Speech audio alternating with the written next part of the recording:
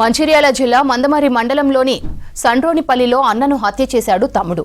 కుటుంబ గొడవలతో అన్న మేండ్ర గోపాల్పై రోకలి బండితో దాడి చేశాడు తమ్ముడు కుమార్. మద్యం మత్తులో విచక్షణారహితంగా కొట్టడంతో గోపాల్ స్పాట్లోనే చనిపోయాడు.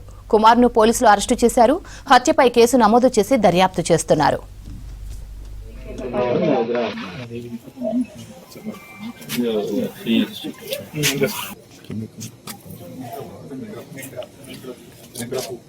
సండ్రోనిపల్లి గ్రామంలో సుమారు 8 గంటల ప్రాంతంలో మెండ్రపు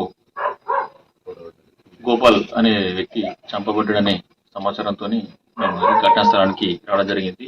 దీంట్లో డిజీజ్ అంటే మృతుని యొక్క తమ్ముడు ఎవరైతున్నారో మెండ్రపు కుమార్, అతనుకును ఈ అన్నదమ్ములకు ఈ కుమార్ వాళ్ళ భార్య గత 5-6 నెలల క్రితం ఆమె ఇంట్లోకి వెళ్ళిపోయింది. వాళ్ళ తల్లిగారింటికి వెళ్ళడం జరిగింది.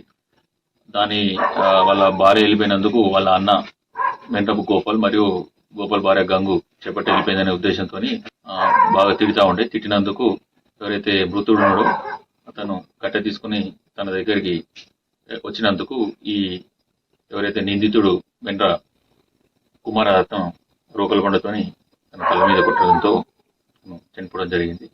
వాళ్ళ భార్య ఎవరైతే గంగు ఉన్నదో గంగుతోని పిటిషన్ ఏదైతుందో పిటిషన్ మేము తీసుకొని కేసు ప్రాపర్ ఇన్వెస్టిగేషన్ చేసి అక్కడ అరెస్ట్ చేసి